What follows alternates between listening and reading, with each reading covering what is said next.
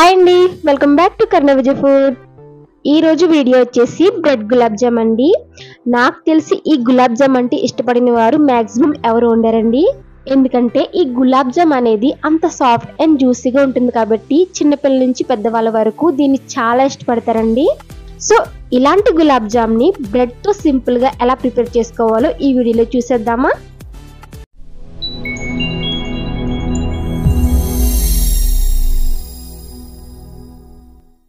ఈ బ్రెడ్ గులాబ్ జామ్ తయారీ కోసం మనకి కావలసినవి ఒక 6 బ్రెడ్ స్లైసెస్, ఒక గ్లాస్ పాలు, ఒక కప్పు పంచదార. మనం తీసుకున్న ఈ 6 బ్రెడ్ స్లైసెస్ ని సైడ్స్ అయితే కట్ చేసుకోవాలన్నమాట.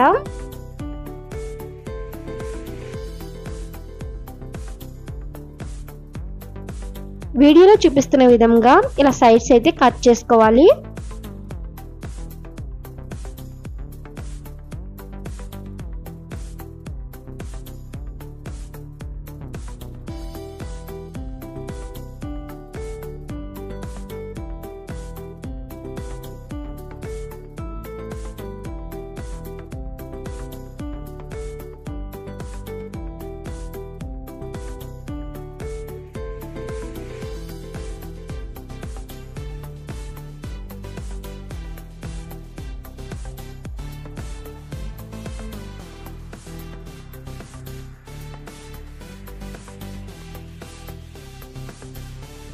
ఈ బ్రెడ్ ని 4 వైపులా సైడ్స్ కట్ చేసుకున్న తర్వాత చిన్న చిన్న పీసెస్ కి అయితే కట్ చేసుకోవాలి.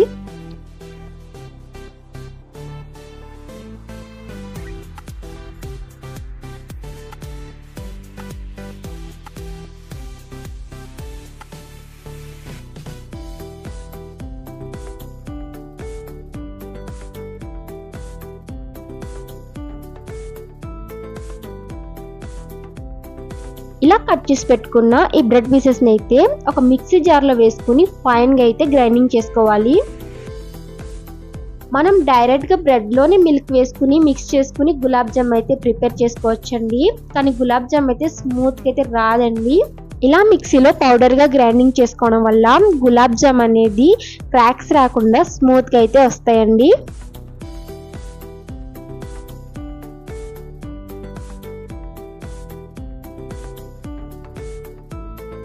చూడండి, ఇలా మెత్తగా పౌడర్ లాగా అయితే గ్రైండింగ్ చేసుకోవాలి.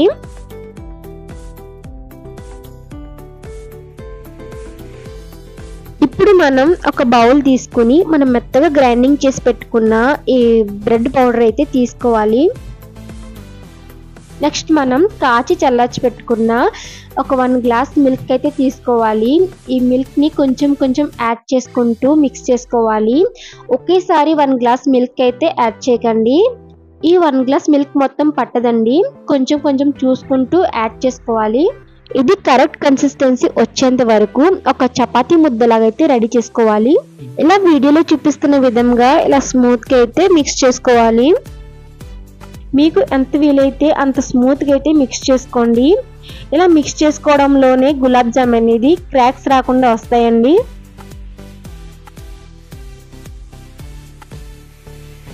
ఇలా బాగా మిక్స్ చేసిన తర్వాత ఒక 10 to 15 మినిట్స్ పాటు మూత పెట్టి పక్కనైతే ఉంచాలి. ఇప్పుడు గులాబ్ జామ్ లోకి షుగర్ సిరప్ అయితే కావాలి కదండి. సో షుగర్ సిరప్ అయితే ప్రిపేర్ చేసుకుందాం. దీనికోసం ఒక గిన్నె తీసుకుని ఒక 1 కప్ షుగర్ కి 1.5 కప్ వాటర్ అయితే పడుతుందండి. ఇలా వాటర్ వేసుకున్న తర్వాత స్టవ్ ని సిమ్ లో ఉంచి షుగర్ అంతా కరిగేంత వరకు బాయిల్ చేసుకోవాలి. ఇప్పుడు మనం ఈ షుగర్ సిరప్ లో ఫ్లేవర్ కోసం యాలకుల పొడి కానీ లేదా 2 యాలకులు దంచి కొట్టి కానీ అయితే వేసుకోవాలండి. ఇలా షుగర్ మొత్తం కరిగిన తర్వాత స్టవ్ ని సిమ్ లో పెట్టి కొద్దిసేపు అయితే మరిగించుకోవాలండి. ఇలా 5 మినిట్స్ పాటు మరిగించుకున్న తర్వాత కొద్దిగా పాకాన్ని చేతికి తీసుకుని మనం చెక్ చేసుకోవాలండి. ఇలా కొంచెం స్టిక్కీగా ఉంటే సరిపోతుందండి. మరీ తీగ పాకంగా కాకుండా మరీ పల్చగా కాకుండా ఇలా స్టిక్కీగా ఉంటే సరిపోతుందండి.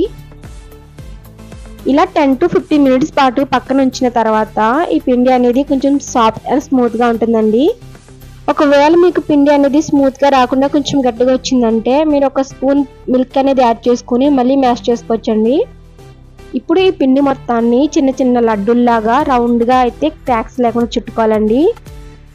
మనం లడ్డూల్ని ఆయిల్లో ఫ్రై చేసేటప్పుడు క్రాక్స్ రాకుండా ఉండాలి అంటే లడ్డూని చుట్టుకున్నప్పుడే మనం కొంచెం ఎక్కువ టైం స్పెండ్ అనేది చేయాలి. స్మూత్గా చుట్టుకోవాలండి. మనం ప్రిపేర్ చేసుకున్న ఈ లడ్డూల్ని ఎలా ఫ్రై చేసుకోవాలో చూసేద్దామండి. దీనికోసం ఒక కడాయి తీసుకుని డీప్ ఫ్రైకి సరిపడా ఆయిల్ అయితే వేసుకోవాలండి. ఇప్పుడు ఈ ఆయిల్ కొంచెం నార్మల్ హీట్గా ఉన్నప్పుడే మనం లడ్డూలు అనేది ఒక్కొక్కటిగా అయితే వేసుకోవాలండి.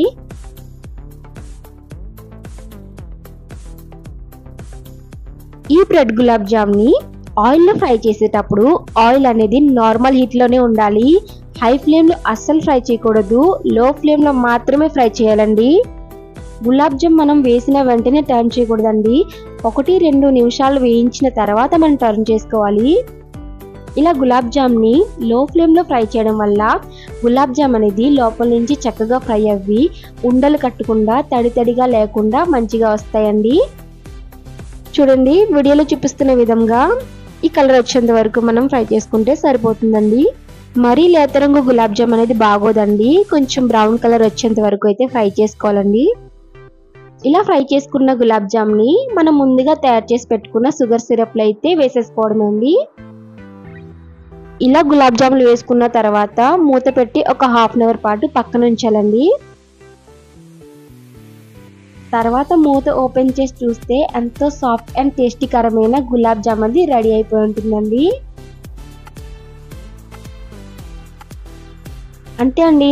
మీకు ఈ వీడియో నచ్చిందా? నచ్చితే ఒక లైక్ చేసి మా ఛానల్ని సబ్స్క్రైబ్ చేసుకోండి. Thanks for watching. బాయ్.